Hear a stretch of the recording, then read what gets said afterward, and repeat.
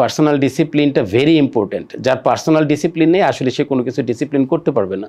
What is your commitment with you, যে তুমি আসলে লাইফে কেমন মানুষ হতে চাও, কী ধরনের মানে কমফোর্ট জোনে তুমি থাকতে চাও। কেরিয়ার তোমাকে একটা জায়গায় নিয়ে যাবে, বাট সেটা হলো ইম্পর্টেন্ট যে ডিজাইন ইউর লাইফ ফার্স্ট, দেন ওইটাকে কেরিয়ারের সাথে অ্যাডজাস্ট করো। কোথায় পৌঁছবো সেটা আমি জানি না, বাট যেখানে থাকতে চাই আমি চাই আমার মোরালিটি ঠিক থাকুক। আমি যেন যেদিন আল্লাহর সামনে দাঁড়াবো আমি যেন একটা ট্রু পার্সন হিসেবে দাঁড়াতে পারি। এই পৃথিবীতে মানুষ আমাকে যখন জানবে বা আমার সম্পর্কে বলবে যেন সে ভালো শব্দ চয়ন করতে পারে আমাকে নিয়ে। That's it. দর্শক, লিড একাডেমির সৌজন্যে লিড এইচআর টক উইথ মুরাদের আরও একটি ইনসাইটফুল এপিসোডে আপনাদের স্বাগতম। আপনারা জানেন এই এপিসোডটি সাজিয়ে থাকি আমরা এইচআর প্রফেশনাল, প্র্যাকটিশনার এবং ম্যানেজমেন্ট কনসালটেন্টদের নিয়ে। তারই ধারাবাহিকতায় আজকে আমাদের মাঝে অতিথি হিসেবে উপস্থিত আছেন মিস্টার শাহিন মোহাম্মদ, যিনি কর্মরত আছেন সিনিয়র জেনারেল ম্যানেজার হিসেবে, focusing on human resources administration and compliance of Masco group. সঞ্চালনে আছি আমি Mohammad Murad Hossain, chief operating officer, Texas Team Group. দর্শক, চলুন আজকের অতিথির সাথে জেনে নেই তার ব্যক্তিগত এবং পেশাগত নানা অজানা দিক। শাহিন ভাই, আসসালামু আলাইকুম এবং ওয়েলকাম। হ্যাঁ, ওয়ালাইকুম আসসালাম মুরাদ ভাই, thank you so much for inviting me. I am really happy to be here. যদিও আপনার সাথে আসলে আরও দু একবার কথা হয়েছিল, বাট আমাদের টাইমিংটা হয় নাই। সো আলহামদুলিল্লাহ we have a good timing today, and once again thank you so much for inviting me for this wonderful program. Thank you Shahin ভাই। হ্যাঁ, আসলে আমরা অনেকদিন থেকে চেষ্টা করছিলাম টাইমিংটা মেলানোর জন্য, টাইমটা হচ্ছিল না। এনিওয়ে, আপনি মাস্কো গ্রুপের পুরো গ্রুপের জন্য senior general manager, responsible for human resource administration and compliance হিসেবে কর্মরত আছেন। এই যে মাস্কো গ্রুপ একটা বিগ গ্রুপ, একটা ওয়েল নোন নেম, এই গ্রুপের যে ইন্ডাস্ট্রিতে এখন আছে, মানে অনেক ধরনের প্রোডাক্ট বা সার্ভিস থাকতে পারে, বাট মেইন প্রোডাক্টটা যেদিকে ফোকাস, সেখানে কি ধরনের চ্যালেঞ্জ বর্তমানে যাচ্ছে? কারণ গ্লোবাল বিভিন্ন চেঞ্জিং এনভায়রনমেন্ট, বাংলাদেশের পলিটিক্যাল কনটেক্সট সব কিছু মিলিয়ে কি ধরনের চ্যালেঞ্জ ফেস করছে আপনার ইন্ডাস্ট্রি, এবং সেই চ্যালেঞ্জ মোকাবেলায় একজন সিনিয়র জেনারেল ম্যানেজার হিসেবে আপনার ভূমিকাটা কেমন এখন যাচ্ছে? থ্যাংক ইউ মুরাদ ভাই, it's a very good question. একটা হলো যে আমি মাস্কো গ্রুপে আছি। আপনি জানেন Masco group is one of the largest apparels industries in the country. Basically we are knit manufacturers. Apart from our apparel business আমাদের অন্যান্য কিছু উইংসও আছে, বাট বেসিক্যালি আমাদের পরিচিতিটা অ্যাপারেল বিজনেসে। So right at this moment we have 25,000 plus employees in the company. Wow. And we have almost 18 sister concerns under the Masco umbrella. তো যেটা হলো যে আপনি জানেন ইটস এ বিগ কোম্পানি এবং people oriented company, garments industry. তো সেইখানে যেই ডিপার্টমেন্টটা একটা ইন্ডাস্ট্রিতে 24/7 আপনি পান সেটা হলো অ্যাডমিনিস্ট্রেশন। আপনি যদি কোনো একটা ইন্ডাস্ট্রিতে এন্ট্রি নেন, যার সাথে প্রথম দেখা হবে the person is from the HRC department. আপনি যখন লিভ করবেন, যখন আপনার সাথে দেখা হবে, তখন আপনার এইচআরসি ডিপার্টমেন্ট পুরো, আমি 25,000 এমপ্লয়ির কথা বললাম, 25,000 এমপ্লয়ি যখন কারখানাতে প্রবেশ করে তখন তারা ফার্স্ট মিট করে অ্যাডমিনিস্ট্রেশন বা এইচআর যাই বলো না কেন, সেই কমপ্লায়েন্স যাই বলি না কেন, বা সমস্ত মানুষগুলোর সাথে। তো সেই জায়গাতে আসলে it's a big responsibilities to handle this large amount of people. তো সেখানে আমি যেটা মনে করি যে ultimately when you have this large number of people, আপনার সবচেয়ে বড় দায়িত্ব হলো আসলে পিপলগুলোকে একটা কালচারের ভিতরে রাখা, একটা অ্যালাইনমেন্টের ভিতরে রাখা, একটা ফিল দেওয়া। আর যদি চ্যালেঞ্জের কথা বলি, সেটা হলো যে আপনারা জানেন যে গ্লোবাল চেঞ্জেসের ক্ষেত্রে অ্যাপারেল বিজনেসে আমাদের বিশেষ করে লাস্ট ইয়ার থেকেই টেরিফ এবং অন্যান্য জিনিস নিয়ে অনেক বেশি প্রবলেমসের ভিতর দিয়ে আমরা যাচ্ছি। তো যেখানে ছোট ছোট ইন্ডাস্ট্রিগুলো অনেক বেশি ট্রাবল ফেস করতেছে এবং আমাদের বড় ইন্ডাস্ট্রিগুলোর জন্য অনেক বেশি চ্যালেঞ্জেস হয়ে যাচ্ছে। When you have 25,000 people, you need to think about 1 lakh people, because if you even count every employee for they have the 4 members in their family, so it's a big responsibility. So they are earning, you know, they are insecurities and everything. So আলহামদুলিল্লাহ আমরা চেষ্টা করছি সেটা কাটিয়ে ওঠার জন্য। আর যদি বলেন যে আমাদের হিউম্যান রিসোর্স অথবা অ্যাডমিনিস্ট্রেশন, আমরা যেটাই বলি না কেন, দুইটা অংশ সবচেয়ে বেশি ইম্পর্টেন্ট। একটা হলো যে let them feel secure, they are at home. আরেকটা হলো যে ধরনের চেঞ্জেসের ভিতরে আনসার্টেনিটির ভিতরে আমরা যাচ্ছি সেই অংশটাতে যেন তারা স্কেয়ার না হয়ে যায়, টোটাল এমপ্লয়িটা যেন স্কেয়ার না হয়ে যায়। এছাড়া আরেকটা বড় কাজ আছে, যখন ম্যানেজমেন্ট কোনো একটা স্ট্রাগলের ভিতর দিয়ে যায়, ম্যানেজমেন্টের সাথে আসলে টোনটা যেন একই সাথে যায়, ম্যানেজমেন্টের ভাইবটা কি, তারা আসলে কী চাচ্ছে, সেই অংশগুলোর সাথে আমাদের পারপাস এবং আমাদের গোল ভিশন যেটি আছে সেটাকে কতটুকু আপনার মেনটেন করা যায়, সেই অংশটা সবচেয়ে ইম্পর্ট্যান্ট। তো যে চ্যালেঞ্জগুলোর ভিতরে দিয়ে যাচ্ছি সেখানে সবচেয়ে বড় অংশটা হলো যে যদি বলে আমার কোম্পানির কথা ইন পার্টিকুলার, যে মাস্কোর একটা বড় অংশ হলো আমরা সবসময় একটা টোনে থাকার চেষ্টা করি। যদি কোনো বিপদ আসে সবাই একসাথে মিলে ফেস করার চেষ্টা করি, যদি ভালো সময় আসে সবাই একসাথে মিলে সেলিব্রেট করার চেষ্টা করি। দ্যাটস গ্রেট, চমৎকারভাবে বলেছেন আপনি। তো এখানে জাস্ট রাইট ওয়েতে কমিউনিকেট করা, যেমন একটা জিনিস যে টপ ম্যানেজমেন্টে আছে ডাউন দ্য লেভেলে নাই, এরকম হয় না, সেখানে জাস্ট কমিউনিকেশন লেভেলটা একেবারে মানে straightforward. Very good Shaheen ভাই, মাস্কো গ্রুপের বর্তমান চ্যালেঞ্জ বা ওই ইন্ডাস্ট্রি চ্যালেঞ্জ সম্পর্কে আমরা জানলাম। একটু যদি ব্যাকগ্রাউন্ডে যাই ব্যক্তিগত প্রশ্নে, আমরা এই যে এইচআর, আপনি জানেন যে একটা সময় পার্সোনাল ম্যানেজমেন্ট ছিল বা তারও আগে অ্যাডমিন বলতেই ছিল, এই যে একদম যে ফাইনেস্ট হিউম্যান রিসোর্স বা হিউম্যান ক্যাপিটাল ডিপার্টমেন্টে এটা এক সময় ছিল না। তো নিশ্চয়ই আপনি স্বাভাবিকভাবে বুঝতে পারি যে ছোটোবেলায় এই এইচআর প্রফেশনাল হয়ে উঠবেন এরকম কোনো ইচ্ছা ছিল না। কি স্বপ্ন ছিল ছোটোবেলায় এবং সেখান থেকে কিভাবে টার্ন করলেন আস্তে আস্তে HR admin and compliance professional হিসেবে? এটা মোরাদ ভাই একটা ইন্টারেস্টিং জার্নি। সেটা হলো যে একদম আপনার এই প্রশ্নের শুরুটা বলি, আমি যখন অ্যাপারেল ইন্ডাস্ট্রিতে জয়েন করি আমার ফার্স্ট ডেজিগনেশন ছিল পার্সোনাল অফিসার।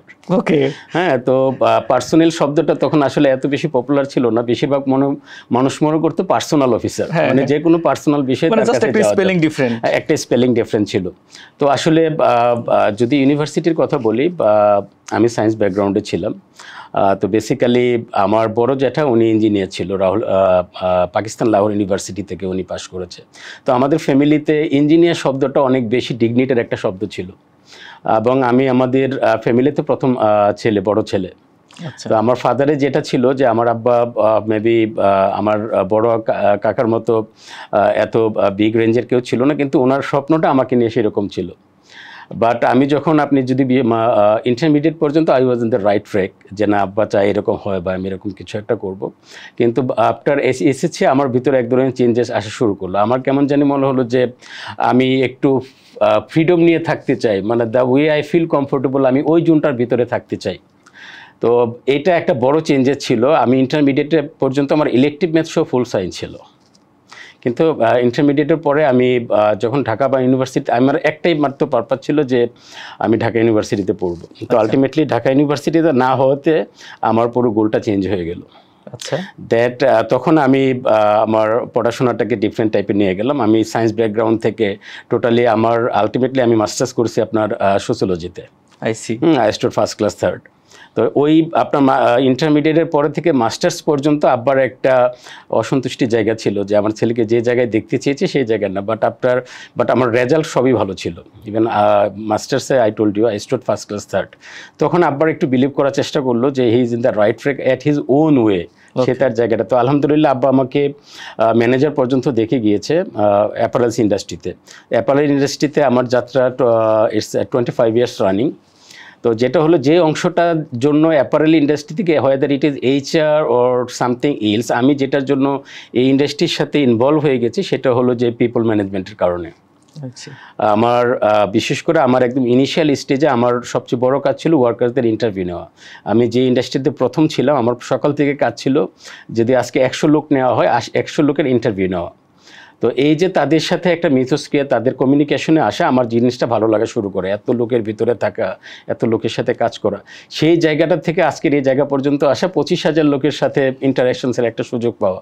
তো সেই জন্য বলি যে আমরা হিউম্যান রিসোর্স বলি, সব কিছু বলি। তো আমি বলি যে আমি স্বপ্নের যে জায়গাটাতে আসি আমার সাথে ট্রু সেন্সে হিউম্যান শব্দটা যায়। আমি সবসময় হিউম্যান রিসোর্সের ভিতরে বলি বা হিউম্যানের ভিতরে থাকি, সেই জায়গাটাতে আসি। তো সেই জন্য আমার এটার ভিতরে একটা ভালো লাগা কাজ করে, একটা কমফোর্ট জোনের ভিতরে আমি আছি, এই ভাইবটা সবসময় আমার মাঝে কাজ করে। Great, that means you are enjoying, এবং এটা বোঝাই যায় আপনার সোশ্যাল মিডিয়ার বদলতে আপনাকে আমরা দেখি। তো এই যে 24-25 বছরের এক্সপিরিয়েন্স, টোটাল কয়টা কোম্পানিতে জব করেছেন আপনি? জানি মাস্কোতে বেশি লম্বা সময়। হ্যাঁ, আমি এই কোম্পানিতে তো আমার 13 ইয়ার্স রানিং আলহামদুলিল্লাহ। আমার এটা 4 নম্বর কোম্পানি। যাই হোক, এটা থেকে আপনি রিটায়ার করবেন এটা আমরা বুঝতে পারছি যে যতদিন জব করার এখানে। আল্লাহ নোজ বেস্ট। এই যে 24-25 বছরের অলটুগেদার এক্সপিরিয়েন্স, প্রত্যেক মানুষের জীবনে অনেক সময় আনএক্সপেক্টেড কিছু চ্যালেঞ্জ বা আপস অ্যান্ড ডাউনস থাকে। আপনার কি এরকম কখনো হয়েছে যে মানে 24 বছর বা 25 বছরের কেরিয়ারে হঠাৎ করে কোনো একটা সময় আপনি চাননি, বাট এরকম একটা ট্রানজিশনে পড়ে গেছেন, যে সময় আপনি খুব ভেঙে পড়তেছিলেন, সেখান থেকে আবার কামব্যাক করেছেন, জন্য আজকে শাহিন ভাই আমরা এখানে পেয়েছি। তো এরকম যদি কোনো স্মৃতি থাকে, যদি একটু শেয়ার করেন, তাহলে আমাদের ইয়ত যারা আছে অডিয়েন্সের মধ্যে, তারা হয়তো ইন্সপাইরেশন পেতে পারে যে হ্যাঁ, মানে সফল মানুষদেরও জীবনে উত্থান পতন থাকে, বাট তারা ভেঙে না পড়ে আবার কামব্যাক করেছে। মুরাদ ভাই, একটা হলো যে আপস অ্যান্ড ডাউন সবার জীবনেই থাকে। তো যে অংশটা এটা আমার জীবনেও ছিল এবং এটি অনেক বড়োভাবেই ছিল। আমি যে প্রথম কোম্পানিতে কাজ করেছি, সেই কোম্পানিতে আমি যে বছর কোম্পানিটা ছেড়ে দিই, সেই বছর আমার 62% ইনক্রিমেন্ট হয়েছিল। I see. 62%। এবং এটা পুরো গ্রুপ কোম্পানি ছিল। গ্রুপ কোম্পানিতে it was a discussions all over there যে how is it possible. But ওই সময় আমি কোম্পানিটা ছেড়ে দিই। কোম্পানিটা ছেড়ে দেওয়ার একমাত্র ছিল যে আমার ওনারের পক্ষ থেকে একটা মিসবিহেভিয়ার। I C. তো আমার সেটা একটা ছিল যে I was ready to leave this company. Even আমি বলেছি যে আমি আসলে কোম্পানিতে কতটা পিকে ছিলাম এবং আমার পারফরমেন্স লেভেল কোন জায়গাতে ছিল। তো এইটা তো আমি পরে এই অংশটা আমার পুরো জীবন চেঞ্জ করে দেয়। হ্যাঁ, আমি কাউকে বলি না যে it should be an example যে তোমার সাথে তোমার ওনার মিসবিহেভ করলে তোমাকে কোম্পানি ছেড়ে চলে যেতে হবে। বাট আমার ক্ষেত্রে যেটা হয়েছে, পুরো আমার লাইফ স্ট্র্যাটেজি চেঞ্জ করে দেয়। When I left the company, I was assistant manager. Within 3 months, I got a place of head of HR in a company. So alhamdulillah, that was my journey. I became general manager at the age of 33. I see. Okay, তো যেটা হলো যে আলহামদুলিল্লাহ professional কেরিয়ারে আমার খুব বেশি যে বিটার এক্সপিরিয়েন্স আছে সেটা না। আলহামদুলিল্লাহ I was so focused in my every company. I am so blessed that আমি যতগুলো কোম্পানিতে কাজ করেছি, I got a very good management. কিন্তু যেটা হয়েছে, বলবো যে আপস অ্যান্ড ডাউনের কথা, আমার যখন আমার কেরিয়ারের একদম পিক, তখন আমার পার্সোনাল লাইফ খুব মিজারেবল ছিল। I lost my parents, I lost my child, I lost my personal relationships and everything. Okay, so ওই অংশটার সাথে সাথে আমার কেরিয়ারটাকে নিয়ে যেতে ছিল। এই অংশটা আসলে সিম্পেথির জন্য শেয়ার করা না, শেয়ার করা হলো যে লাইফে অনেক রকম স্ট্রাগল আপনার আসতে পারে, but if you are focused, if you have the confidence যে you are not going to give up, then আপনার you just need to battle with your dreams, but you will reach out to your goals. তো সবাইকে বলবো, লাইফে যত ধরনের problem, যত ধরনের কি ইনসিকিউরিটিস আসুক না কেন, you never should be ready to give up. Be focused, মানে ফোকাস ধরে রাখতে হবে যে আমি কোথায় যেতে চাই। Strategy may be changed, but destination will be fixed. Absolutely. Employee experience এবং ওয়েলবিং নিয়ে একটু কথা বলতে চাই শাহিন ভাই। আমরা জানি যে অনেক সময় কিছু অর্গানাইজেশন ভালো পে মাস্টার তারা, তারপরে গুডউইল আছে, কিন্তু সামহাও এমপ্লয়ি টার্নওভার অনেক হাই, মানে সেখানে এমপ্লয়িরা থাকতে চায় না। এটার পিছনে হতে পারে যে ওয়ার্ক প্লেস টক্সিসিটি, হতে পারে যে কোনো ধরনের জবের সিকিউরিটি নেই, এরকম কিছু হতে পারে।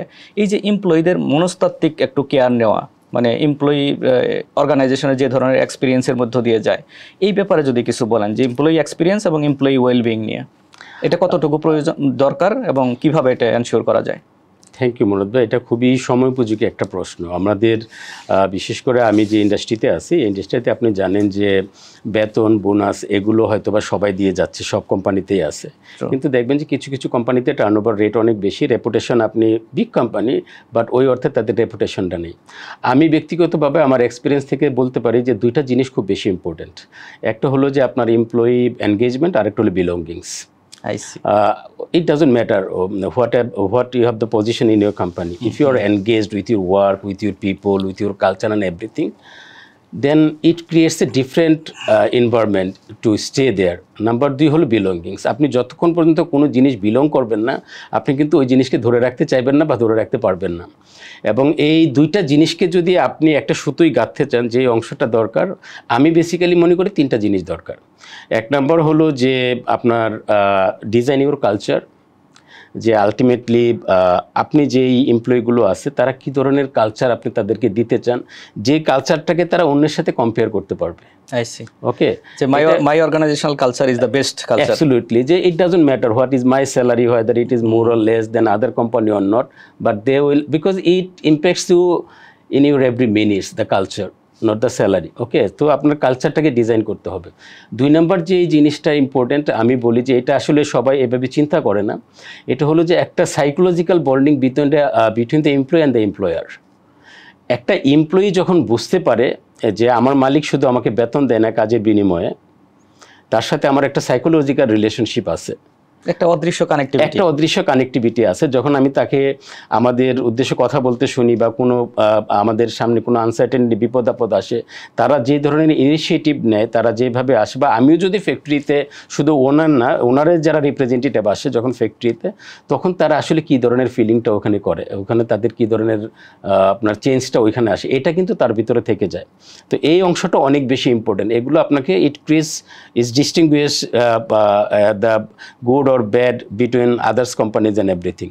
তো এই অংশটা অনেক বেশি ইম্পর্টেন্ট। আরেকটা হলো এমপ্লয়ারের দিক থেকে যদি বলি, আপনি যদি কোনো একটা এমপ্লয়িকে সাইকোলজিক্যালি ফিল না করেন, ধরেন আমি যেই কোম্পানিতে আছি, maybe I am performing or not performing at their expectation, but when they have a feeling, psychological feeling for me, যখন আমি তার সাথে কথা বলি, আমার সাথে ইন্টারাকশন হয়, আমি যখন বুঝি যে না, যেই ফিলিংটা আমি এটা আমার কোম্পানিকে, এই কোম্পানিতে আসি বড় করার জন্য বলতেছি না, যেটাতে একটা ফ্যামিলি ফিলিং, যে এটা ট্রু সেন্সে পাই যে না, they are treating me like their family. আমি বলেছি যে আপনার একটা কোম্পানিতে আমি আমার পিকে থাকা পরেও একটা শব্দের জন্য আমি কোম্পানিকে লিভ করি, আর একটা কোম্পানিতে আমি 13 ইয়ার্স আপনার স্টে করতেছি।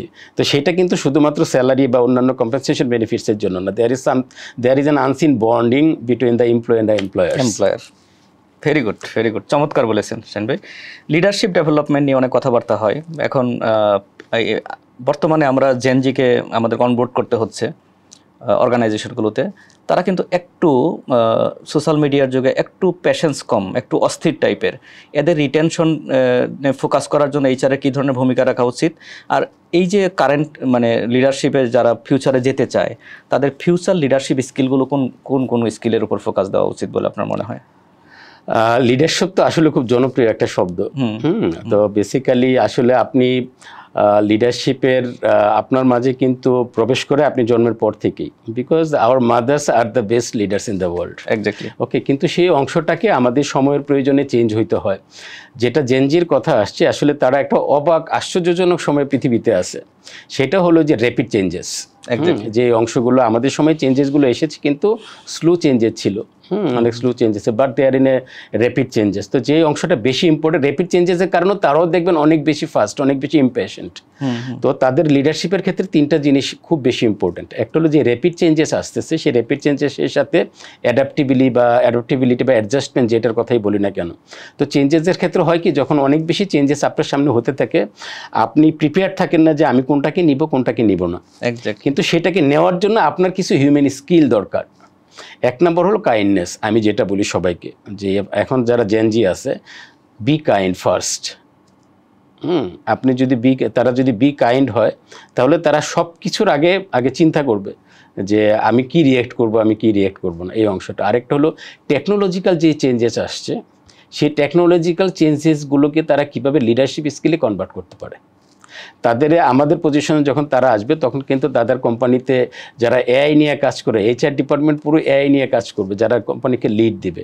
তো ওই অংশটাকে লিড দেওয়ার জন্য যে ধরনের ক্যাপাবিলিটি দরকার, এটা কিন্তু তাদেরকে এখন থেকে স্টার্ট করতে হবে, শুরু করতে হবে। আরেকটা জিনিস জেনজিদের ক্ষেত্রে আমি বলি যে don't focus on career design, focus on life designing. যে আসলে what is your commitment with you, যে তুমি আসলে লাইফে কেমন মানুষ হতে চাও, কী ধরনের মানে কমফোর্ট জোনে তুমি থাকতে চাও। কেরিয়ার তোমাকে একটা জায়গায় নিয়ে যাবে, বাট সেটা হলো ইম্পর্টেন্ট যে ডিজাইন ইউর লাইফ ফার্স্ট, দেন ওইটাকে কেরিয়ারের সাথে অ্যাডজাস্ট করো। আমি খুব বড়োভাবে কোনো কিছু বলতে চাই না, বেশি বিস্তারিত। আমি আবারও যদি সামারি করি, be kind, be design your life, okay, not your career. দুটো ইম্পর্টেন্ট ক্রাইটেরিয়ার ভিতরে আপনি বেঁধে দিয়েছেন, এটা আমি মন থেকে বিলিভ করি। এক্স্যাক্টলি। অর্গানাইজেশনাল ট্রান্সফরমেশন এবং চেঞ্জ ম্যানেজমেন্ট, আমরা দেখি যে অর্গানাইজেশনাল সময়ের সাথে তাল মিলিয়ে অর্গানাইজেশনকে হয়তো জেনারেশন টু জেনারেশন বা টেকনোলজি টু টেকনোলজি এরকম নিডের উপর বেস করে অর্গানাইজেশনকে অনেক সময় ট্রান্সফরমেশনে যেতে হয়। এই যে চেঞ্জ ম্যানেজমেন্টটা হয়, সেই সময় অনেক জায়গায় দেখি যে বিরাট একটা ছন্দপতন হয়। হয়তো পুরানো যে একটা সিনিয়র গ্রুপ আছে, সেখান থেকে একটা ছাঁটাই পর্যায়ে চলে যায়, অথবা নতুন যারা আছে তারা হঠাৎ করে এই চেঞ্জ ম্যানেজমেন্টকে ভয় পেয়ে তারা এখান থেকে ছুটে চলে যায়। এখানে এই এইচআর এর রোলটা কি এই অর্গানাইজেশনাল ট্রান্সফরমেশন এবং চেঞ্জ ম্যানেজমেন্টের ক্ষেত্রে আপনি যদি একটু বলেন। মুরাদ ভাই, এটা খুবই ক্রুশিয়াল একটা কোশ্চেন, খুবই এটার উপরে ডিপেন্ড করে আমরা সাস্টেন করতে পারবো কি পারবো না। তো আমি ব্যক্তিগত আমাকে যদি বলেন পার্সোনালি যে আপনার কাছে এইচআর কারা, আমি এইচআরকে দেখি স্ট্র্যাটেজিক আর্কিটেকচার হিসেবে। Strategic architecture, absolutely. তারা দরকার হলে মানে যারা ম্যানেজমেন্ট আছে তাদেরকে গাইড করবে। তো চেঞ্জটা তাদের আগে সবচেয়ে বুঝতে হবে। আমরা ট্রান্সফরমেশনের কথা আপনি বলছেন, আমরা কিন্তু সবসময় ট্রান্সফরমেশনের ভিতরে দিয়ে যাচ্ছি। আমরা আমাদের কেরিয়ারের শুরুতে যাদেরকে লিডার হিসেবে পেয়েছি, যাদেরকে এইচআর লিডার হিসেবে পেয়েছি, আমাদের টাইপ কিন্তু তাদের চেয়ে অনেক বেশি চেঞ্জেস হচ্ছে, অনেক বেশি ট্রান্সফরমেশনের ভিতর দিয়ে আমরা যাচ্ছি। এক্স্যাক্টলি। তো সেটার জন্যই বলা যে এইচআরের ভূমিকাটা সবচেয়ে বড় জিনিস। কারণ আমি শুরুতে যেটা বলেছি, HR is the only department in the company যাদের সমস্ত জায়গাতে অ্যাক্সেস আছে, হ্যাঁ, যাদের কাছে সবাইকে আসতে হয়। তো তাদের অপরচুনিটি সবচেয়ে বেশি পিপলকে টাচ করার। তো সেই জন্য তাদের যেসব স্কিল থাকবে, বিশেষ করে আমি বলি ট্রান্সফরমেশনের ক্ষেত্রে মানুষের ভিতরে যখন কোনো চেঞ্জেস আসে, বিশেষ করে সবাই খুব স্কেয়ার্ড থাকে। একটা হলো যে ম্যানেজমেন্ট থেকে একটা জিনিস আমরা অবশ্যই ট্রান্সফরমেশনের ভিতরে যাব। আমাদের যেটা হয় যে যখন আমরা ট্রান্সফরমেশনের সবচেয়ে বড় অংশ কি, যে বেসিক্যালি একটা কোম্পানি যখন সাস্টেনের দিকে যায়, অনেক বড় পথে যায়, তখন কিন্তু তাদের জেনারেশন চেঞ্জেস হয়। একটা জেনারেশন আরেকটা, এটা কিন্তু আমাদের দেশে একটা বড় চ্যালেঞ্জ, যে এখন যখন একটা জেনারেশন থেকে আরেকটা জেনারেশনে যায়, এই ইম্প্যাক্টটা কিন্তু থ্রু আউট দ্য কোম্পানি পড়ে। ইট doesn't matter who is the CEO of the company, who is the HR head, C-HR of the company. তো এই যে ম্যানেজমেন্ট চেঞ্জ হয়, ম্যানেজমেন্টের যে পরের অংশটা এই ইন্ডাস্ট্রিতে লিড দেওয়ার জন্য আসতেছে, তাদের সাথে যে অ্যাডজাস্টমেন্টটা, যে অ্যাডাপ্টেবিলিটিটা হওয়া দরকার, সেটা আসলে এনশিওর করা যাচ্ছে কিনা, এবং সেখানে এইচআর সবচেয়ে বড় রোল প্লে করতে পারে। কারণ এইচআর যারা আসতেছে সেকেন্ড জেনারেশন, ওরা পুরো ইন্ডাস্ট্রিকে, মানুষগুলোকে চিনে না, কিন্তু যে এইচআর এখানে কাজ করতেছে সে কিন্তু সবাইকে চিনে। সে জানে যে কোনটাতে নেগেটিভ ইম্প্যাক্ট পড়বে, কোনটাতে পজিটিভ ইম্প্যাক্ট পড়বে। আপনি যদি আমাকে বলেন সবার আগে বেশি জরুরি to create a wonderful bridge between the employee and the employers, এইটার সবচেয়ে বড় দায়িত্ব নিতে পারে এইচআর। কারণ এইচআরকে এমপ্লয়ি বিশ্বাস করে, এইচআরকে ওনারও বিশ্বাস করে, সুতরাং তার কথাটা অ্যাকসেপ্টেবল হবে। কিন্তু যেটা দরকার, এইচআর যে ইনিশিয়েটিভটা নিবে সেটা যেন রিলাই করতে পারে সবাই, এবং সেটা যেন দিন শেষে ওয়ার্ক করে, সেটা যেন ইফেক্টিভ হয়। তো এই অংশটা হলো সবচেয়ে ইম্পর্ট্যান্ট। আপনি you can go for so many strategies, you can go for so many skills, কিন্তু দিন শেষে সেটা যদি অ্যাকসেপ্টেবল না হয়, ফিজিবল না হয়, দিন শেষে সেটা যদি it doesn't work for your people, it has no use. It doesn't matter what kind of tools you have used. So এইটা সবচেয়ে বড় অংশ স্ট্র্যাটেজিক্যালি দিক থেকে যদি আমি বলি। নাইসলি বলেছেন, নাইসলি। একটু ব্যক্তিগত প্রশ্নে যাই ভাই। সোশ্যাল মিডিয়ার বদলতে দেখি যে আপনার ফটোগ্রাফিতে আপনার প্রচণ্ড নেক আছে, আপনি খুব সুন্দর সুন্দর ছবি তোলেন, তারপরে আপনার নিজস্ব ছবিগুলো বা পারিবারিক ছবিগুলো যে আপনি আপলোড করেন, সেখানে যত্নের একটা ছাপ পাওয়া যায়, যে একদম প্রফেশনাল ফটোগ্রাফি। তো এই ফটোগ্রাফির নেশাটা কখন থেকে, এবং এটা নিয়ে আপনি বর্তমানে আসলে কী কী করেন? এবং আমি খুব আরও স্পেসিফিক একটা ইন্টারেস্টিং কোশ্চেন করতে চাই। আমি শুনেছি আপনার হাতে খুব দামি দামি ক্যামেরা থাকে, এই ব্যাপারে যদি কিছু বলেন। এটা মুরাদ ভাই আংশিক সত্য, সত্য অংশটুকু বলি। সেটা হলো যে আমার ক্যামেরা আছে, আমার খুব ভালো লাগে ফটোগ্রাফি করতে, কিন্তু ওইসব ক্যামেরার ছবিগুলো আমি কখনো ফেসবুকে দেই না। কারণ এটা আমার একটা মনের তৃপ্তি, যদি বলেন যে একটা ভালো ছবি তুলতে পারলে আমি খুব ভালো ফিল করি। হয়তো বা 100 ছবি তুলি, সেখান থেকে একটা ছবি পিক করি, সেটা অন্য একটা জিনিস। যে অংশটা সোশ্যাল মিডিয়াতে, আসলে আমি বলি যে আমার সাইকোলজিক্যাল যে অংশটা, আমি মনে করি যে সোশ্যাল পেজে আমি একটা গল্প বলতেছি, আমার নিজের গল্প। তো সেই গল্পটা আর কেউ পড়ুক না পড়ুক, আমার মেয়ে আছে, সে একদিন পড়বে।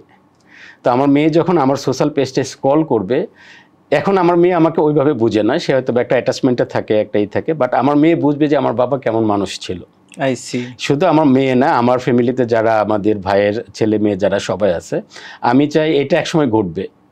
কিন্তু আমাদের সময় হয়েছে কি, আমরা যদি বাবার একটা পুরনো ছবি পাই, যেহেতু সেই সময় ছবি ছিল না, এটাকে খুব যত্ন করে রাখি। বাট যেহেতু আপনি বলেন একটু আগে জেনজির কথা, ওরা তো আলফা কিছু একটা হবে। তো আলটিমেটলি ওরা যেন আমার লাইফটা পড়তে পারে পুরো থেকে, যে মানে আমার বাবা কেমন পার্সন ছিল, সেই জন্য আরেকজনকে বলতে পারে দিস ইজ ইট। এইটা হলো আমার সোশ্যাল পেজের অংশ। আরেকটা অংশ হলো যে আমি যেটা আমার জন্য ভালো ফিল করি, আমি যেটা মনে করি যে আমার এই অংশটা কেউ অপছন্দ করতে পারে, কিন্তু আমার এই অংশটাতে কেউ হার্ট হওয়ার মতো কোনো কিছু নাই। এক্স্যাক্টলি, সে আমাকে স্কিপ করে যেতে পারে, বাট এটা কাউকে কোনো কেউ প্রতিক্রিয়া দিবে না। আমি সেই জায়গাটাতে খুব মেনটেন করার চেষ্টা করি, আর চেষ্টা করি রিয়েলি আমি যেটা সেটাকে এক্সপ্রেস করার জন্য। আপনার সোশ্যাল পেজে আমি যতটুকু ইসমি, কারণ এটা একটা প্ল্যাটফর্ম আমি পেয়েছি যেখানে আমি আমার নিজেকে বিনা বাধায় বিনা গণ্ডিতে I don't care who is thinking what about me but it's my page my world I can rule. তো যেটা হয়েছে যে ছবি তোলার ব্যাপারে একটা ইন্টারেস্টিং বলি, আমার পার্সোনাল ছবি আমার ছবি তো আর আমি তুলতে পারি না, আমার ছবি যেগুলো দেখেন সবই ইমিচিউর হ্যান্ডে তোলা। ধরেন আমি একটা রিসোর্টে গেলাম, তো সবাই বসে থেকে আমি কখন একটা ছবি তুলে দেবো, তা আমার ছবি তোলার লোক খুঁজে পাওয়া যায় না, অথবা আমার যারা পরিচিত তার আমার ছবি তুলতে গেলে ভালো হয় না। তো আমি রিসোর্টের যে ওয়েটার আছে বা কেউ আছে তাকে ডেকে নিয়ে আসি, বা আমি কোনো জায়গায় ছবি তুলতে গেলাম, আমাকে যে গাড়িতে যাচ্ছি আমি বেসিক্যালি ছবি তুলতে গেলে আপনার একটা অটো রিক্সা অথবা এরকম কোনো কিছু নিয়ে যাই। তো যাকে আমি পাই তাকে বলি যে তুমি আমাকে এই জায়গায় একটা ছবি তুলে দাও। তো এটা খুব ইন্টারেস্টিং জিনিস যে আমি তাকে প্রথমে একটা ছবি তুলি, দিয়ে ক্যামেরাটা বলি তুমি ধরবা, তুমি খালি এই জায়গায় একটা প্রেস করবা। তো সে হয়তো বা 8টা-10টা প্রেস করে, কিন্তু ভালো লাগার জায়গাটা বলি আমি যখন ওই ছবিটা আপলোড করি তখন ওই স্মৃতিটা আমাকে খুব টাচ করে। হয়তো ওই পার্সনটার সাথে আমার কোনোদিন দেখা হবে না, খুব আলোড়িত করে, কিন্তু এই যে একটা লিঙ্কিং হয়েছে আমি ছবিটা দেখলেই বুঝতে পারি এই ছবিটা, আপনারও ধারণা এই ছবিটা হয়তো বা আমার গাইডেন্সে কোনো একটা মানে স্কিল হ্যান্ডে তোলা, বাট এটা খুবই ইমেচিওর হ্যান্ডের জায়গা। তো ওই স্মৃতিটা আমি চাই যে কানেক্টিভিটিটা থাকুক, সে হয়তো বা আড়ালে আবডালে কোনো একদিন মনে করতেছে এরকম একজন ভদ্রলোককে আমি একটা ছবি তুলে দিয়েছিলাম। এই কানেক্টিভিটিটা আমাকে খুব টাচ করে। বাহ, খুব চমৎকারভাবে বলেছেন। ইয়ত আজকের এপিসোড দেখার পরে অনেক ইয়ত যারা আছে তারা ফিউচারে একজন শাহিন ভাই হয়ে উঠতে চাইবেন, হয়তো এরকম স্বপ্ন হতেই পারে। তো তাদের উদ্দেশ্যে যারা গ্রাজুয়েটিং স্টুডেন্ট এবং 0 to 5 ইয়ার্স এক্সপিরিয়েন্স, এই যে ইয়ং গ্রুপটা যারা ফিউচারে এইচওডি হতে চায়, বিভিন্ন টিম লিড করতে চায়, তাদের জন্য আপনার কি পরামর্শ থাকবে? থ্যাংক ইউ মোরাবদা, it's a very wonderful question. তো যেটা হলো যে আমি 1 নম্বর কথা যেটা বলতে চাই যে don't want to be Shahin Mohammad or whatever it is, want to be yourself first. একটা ইম্পর্টেন্ট অংশ যে আমাদের প্রত্যেকের নিজের সাথে একটা কমিটমেন্ট থাকা উচিত যে আসলে আমি আমার লাইফটাকে কিভাবে দেখতে চাই, কী ধরনের লাইফ আমি এনজয় করতে চাই, আমি লাইফে কী কী এক্সপেক্ট করি। এটার সাথে আরেকটা যেটা জিনিস আমি বলবো সেটা হলো যে পার্সোনাল ডিসিপ্লিনটা ভেরি ইম্পর্ট্যান্ট। যার পার্সোনাল ডিসিপ্লিন নেই আসলে সে কোনো কিছু ডিসিপ্লিন করতে পারবে না। তো এই অংশটা এত বেশি ডিসক্রাইব করতে পারবো না। যারা 0 to 5 ইয়ার্স হোক যেটা হোক, আমি বলবো যে আগে পার্সোনাল ডিসিপ্লিনগুলো ঠিক করার জন্য। আরেকটা কেরিয়ারের কথা বলি, কেরিয়ারের যে অংশটা যে আমরা যারা 1 বছর চাকরি করি, যারা 2 বছর চাকরিতে আছি, তাদেরকে সবচেয়ে বড় গুড নিউজ হলো যে they have a job, they have something to work on. তো সেই জবটাকে, সেই জায়গাটা আছে, ইফ ইউ ফিলস দে এই জবটা আমার ভালো লাগতেছে, সেই জন্য এই জবটাতে এগিয়ে যাওয়ার জন্য তার সব কিছু করে। যেটা ইম্পর্ট্যান্ট সেটা হলো এই জবটাতে, এই প্রফেশনটাতে আমি যেরকম ঢাকা ইউনিভার্সিটিতে চান্স পাই নাই, কিন্তু পরবর্তীতে আমি যখন এইচআরে কাজ করা শুরু করলাম, আমার পজিশনের জন্য আমার যে ধরনের স্কিল দরকার, আমার যে ধরনের নলেজ দরকার, যেটা মুরাদ ভাই আমার সাথে কথা বলতেছিল, আমি এই ট্রেনিংয়ে এই ইন্টারভিউর একটু আগে এখনও শুনতেছিলাম যে উনি আইবিএতে ক্লাস করতেছে একটা সার্টিফিকেটের জন্য। ইটস অ্যান আনএন্ডিং প্রসেস, যে ওই স্কিল এবং ওই নলেজের জন্য একটা প্যাশন থাকতে হবে, এবং সবসময় সেটাকে কিভাবে নিজের সাথে ওটাকে অ্যাচিভ করা যায়, কিভাবে নিজের মাঝে এটাকে ধারণ করা যায়, ওইটা থাকতে হবে। তাহলে ইনশাল্লাহ nothing is impossible. Thank you Shahin ভাই। আশা করি ইয়তরা আপনার পরামর্শ শুনবেন। আগামীর পরিকল্পনা, শাহিন ভাইকে আমরা 5 বা 10 বছর পরে কোথায় দেখতে পাবো ইনশাআল্লাহ? মুরাদ ভাই, এটা একদম খুব সিম্পলি বলি, আমি বলেছি যে when I became a GM in a group company I was only 33 years old। এটার জন্য আমার কোনো প্ল্যান ছিল না যে আমি 33 ইয়ার্সের GM হব। আমি যেটা সবসময় মনে করি, আমার একটা স্পিরিচুয়াল সাইকোলজি আছে, সেটা হলো যে আমি যেখানেই অবস্থান করি না কেন, 2টা জিনিস আমার জন্য ম্যান্ডেটরি। আমার মোরালিটি যেন কখনো নষ্ট না হয়, মানুষ আমাকে যেই পরিচয়ে জানে তার সাথে যেন একটা জিনিস জানে, he is a good soul. আমার শুধু ওই জায়গাটায়, আমি শুধু মানে কোথায় পৌঁছবো সেটা আমি জানি না, বাট যেখানে থাকতে চাই আমি চাই আমার মোরালিটি ঠিক থাকুক। আমি যেন যেদিন আল্লাহর সামনে দাঁড়াবো আমি যেন একটা ট্রু পার্সন হিসেবে দাঁড়াতে পারি। এই পৃথিবীতে মানুষ আমাকে যখন জানবে বা আমার সম্পর্কে বলবে, যেন সে ভালো শব্দ চয়ন করতে পারে আমাকে নিয়ে। That's it. বাহ, খুব ভালো লাগলো আপনার ফিউচার পরিকল্পনা। অনেকের অনেক ধরনের পরিকল্পনা থাকে, আপনি জাস্ট হিউম্যানিটিটাকে মানে এবং কি বলবো, এটা ইন্টিগ্রিটি, অনেস্টি, ক্রেডিবিলিটি, এই জিনিসগুলোকে আপনি ফোকাস করলেন। আমার খুব ভালো লাগে এই জাতীয় কিছু শুনলে। Lead HR talk with Murad, এই উদ্যোগটি লিড একাডেমির সৌজন্যে একান্ত একটি ভলান্টারি উদ্যোগ। এটা সাকসেসফুল পিপুলদেরকে নিয়ে এসে তাদের মুখ থেকে তাদের সফলতার গল্প বা বিভিন্ন টেকনিক্যাল টপিক তাদের মুখ থেকে শোনানোর ব্যবস্থা করে লিড একাডেমি। এই যে মানে নন প্রফিট এই উদ্যোগটা, ভলান্টারি উদ্যোগটা, এটাকে আপনি কিভাবে মূল্যায়ন করবেন? মনে হয় একদম আমি আমার মন থেকে বলি, হ্যাঁ, আমার কাছে কিছু কিছু কাজ দেখে মনে হয় যে দে আর স্প্রেডিং লাইট। যেখানে আলোটা পৌঁছানো দরকার তারা সেখানে আলোটা দিচ্ছে। তো আমি খুব বেশি যে জানি লিড সম্পর্কে সেটা না, বাট আমি যতটুকু জানি আমার কাছে মনে হচ্ছে যে তারা সেই কাজটা করতেছে। And I really appreciate that. Basically এই ধরনের ইনিশিয়েটিভ এবং অ্যাক্টিভিটিজের ফলেই কিন্তু সত্যিকার করতে বলেন আমরা আমাদের জায়গা থেকে যত কিছুই বলি না কেন, আলটিমেটলি আমাদেরকে এগিয়ে নিয়ে যাবে আমাদের অ্যাক্টিভিটিস। যদি আমরা আমাদের অ্যাক্টিভিটিগুলোকে অ্যাকশনে কনভার্ট করতে না পারি, আলটিমেটলি আমরা আগাবো না। তো তারা কিন্তু আসলে একদম কাজটা করে দেখাচ্ছে। তো I really appreciate this show must go on. Thank you Shahin ভাই for the compliments from the core of your heart. Shahin ভাই, দেখতে দেখতে আজকের এপিসোডের একেবারে শেষ পর্যায়ে আমরা চলে এসেছি। ইচ্ছা ছিল আরও লিঙ্গার করব, বাট টাইম কনস্ট্যান্টের কারণে আমাদের আজকে এখানে থামতে হচ্ছে। আপনার অসংখ্য ব্যস্ততার মাঝেও আপনি যে সময় দিয়েছেন সেই জন্য আপনাকে অনেক অনেক ধন্যবাদ। না মনোজ ভাই, thank you so much, thank you so very much. আমি লিড একাডেমিকেও ধন্যবাদ জানাচ্ছি এই ধরনের একটা অপরচুনিটি দেওয়ার জন্য, আমার নিজের সম্পর্কে কিছু বলার জন্য বেসিক, আর সবচেয়ে ইম্পর্টেন্টলি আমার যে কোম্পানিতে এতদিন যাবত আছি সেটাকে রিপ্রেজেন্ট করতে পারার জন্য। Thank you so much. Thank you. দর্শক, দেখতে দেখতে আজকের এপিসোডের একেবারে শেষ পর্যায়ে চলে এসেছি। অন্য কোনো এপিসোডে ভিন্ন কোনো অতিথিকে নিয়ে আবারও আপনাদের সামনে হাজির হব। সেই পর্যন্ত সবাই ভালো থাকুন, সুস্থ থাকুন, বিকশিত জীবনের সাথেই থাকুন। Watch lead HR talk with Murad and stay tuned with lead academy.